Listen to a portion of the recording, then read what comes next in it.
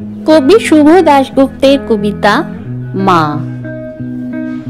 যখন ডাকি শিউলি হয়ে শরৎ, তখন ভোরের হাওয়ায় বলে কান্না রাখিস না, মা তো ছিলই, মা তো আছেই, সবখানেতেই মা। যখন ডাকি মা, সহস্র চোখ বিপন্ন মুখ দুহাত তুলে বলে বাইরে খুঁজিস না। ব্যর্থ জীবন, ক্লান্ত জীবন, পাশেই আছে মা। মা বললেই স্নেহের সকাল, মা বললেই তৃষ্ণা জল, মা বললেই ছায়ার আঁচল, মা বললেই দুঃখ উধাও। যখন ডাকি মা, মন্দিরে আর গির্জায় কিংবা মসজিদে, সুর ভাসে একই তো সুর না।